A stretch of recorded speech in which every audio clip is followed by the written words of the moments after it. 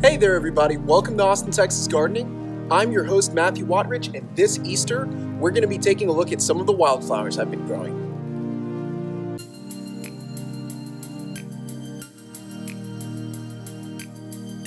I believe that God created man to live in a perfect garden. Over the past 5 months, I've been growing wildflowers to put on display the beauty of creation, and I think my fruit trees and vegetable garden are better for it. It was really easier than I expected. Let me show you how I did it. So our wildflower journey begins on October 17th of last year. I bought a couple of these bags of Pennington's Texas Garden Wildflower Mix and some bluebonnets online.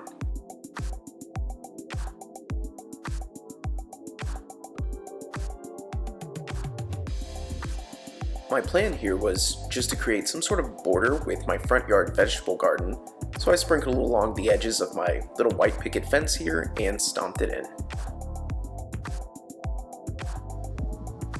So it's been 2 weeks. Today is Halloween, and the wildflowers that I'd planted are all beginning to sprout. I don't know if this is too early for them to be sprouting, but if I put my phone down in the bed here,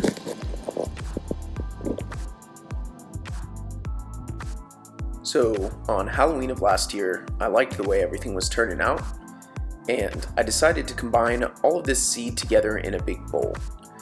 So the bluebonnet seeds, you can see in the bag, it's all bluebonnet seeds, but the Pennington's Wildflower Mix is something a little bit different.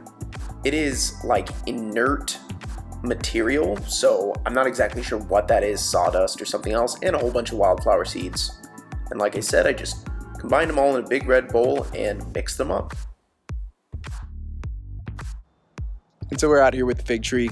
This is kind of what I had in mind. These beds here have some grass kind of creeping in, and I'm just throwing down a little bit of wildflower seed material just around the borders.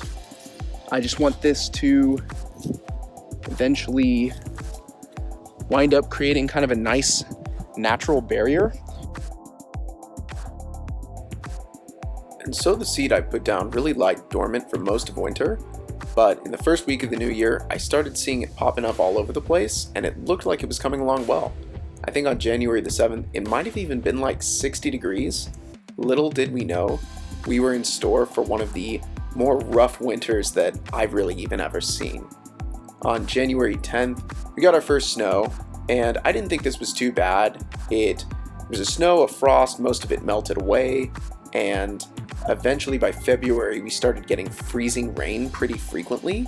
I thought this might kill the wildflowers, and so I covered them to prepare for, of course, the historic February 15th winter storm. Like, there were bushes here, as you may recall. There's the garden. Everything in it is dead, for sure. Not a chance. And our fig tree, the olive tree, and the apple tree. Well, I don't know about the fig tree or the apple tree, but I think my plastic covering on the olive tree is working perfectly. So even though it's like 12 degrees and there's all this snow and ice everywhere, I can see water vapor on the inside of the tarp. And let me get the right angle. Yeah, I think it's working like a little greenhouse there. Fingers crossed.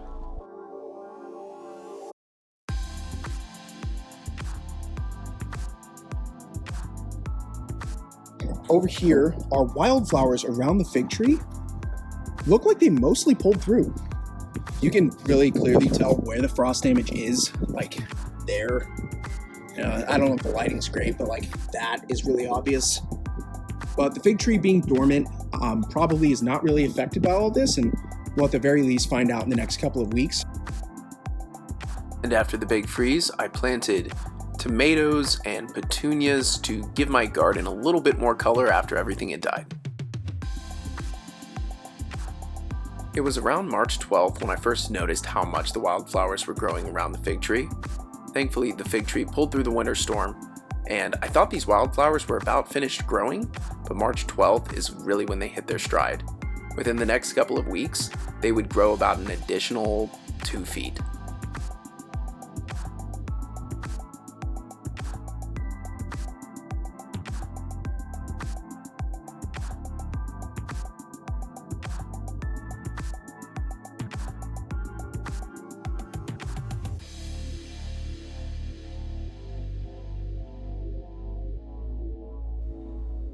I've noticed these wildflowers are slowly making my view looking outside my front door look more and more like it's stained glass.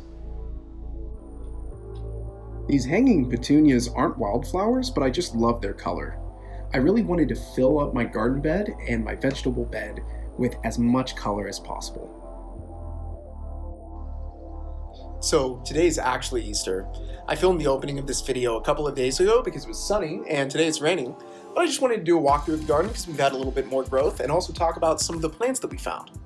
And I just kind of wanted to take a survey of things as things have grown some more. So starting off here, we have this clover with these red flowers on them. This is called crimson clover, and there's a whole ton load of it.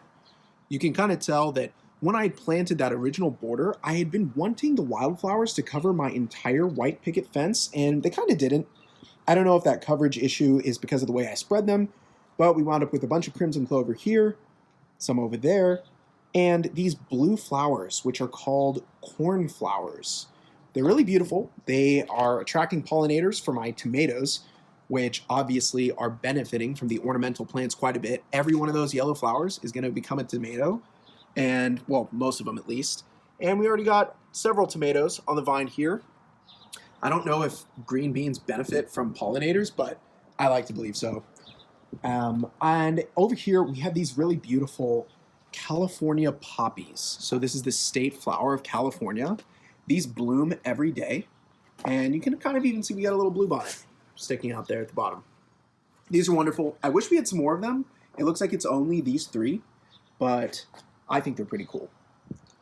And so again, I decided to plant peppers. These are jalapenos and habaneros in these pots here, and I think all these wildflowers are just attracting a ton of bees and pollinators, as well as the holly. And I don't think bees are going to be out today, but these bushes here were the original bushes in my garden bed, and I know they attract bees, maybe not when it's raining, but otherwise I've seen bees out here all the time.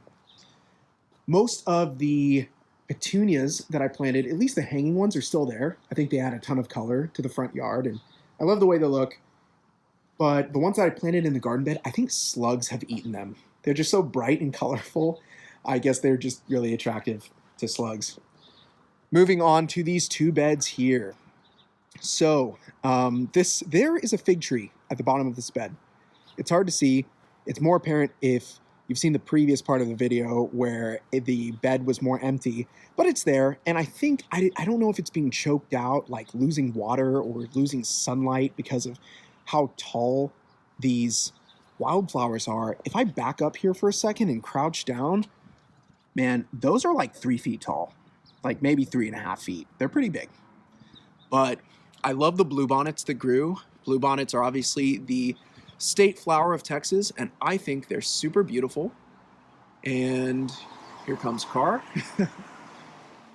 And of course, I love the red and blue combination of these cornflowers and red clover.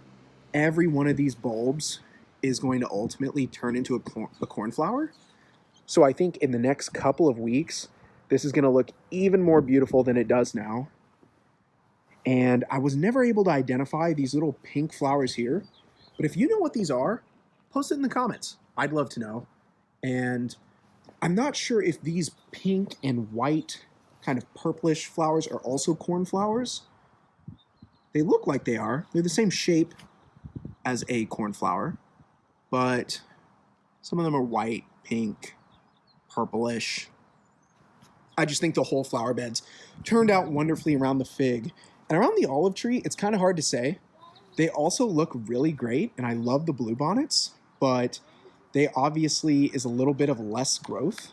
I still think they're wonderful. And down here at the base of our olive tree, you can see how much new growth there's been after the winter storm. So this is probably good evidence if your trees look like they're dead or dying. New life can be found, and clearly, down here by our olive tree, that's what we're seeing. Speaking of new life, this Easter has been a really special one to me. My beautiful wife Charity got to celebrate her faith in Jesus by being baptized at this Sunday's Easter service.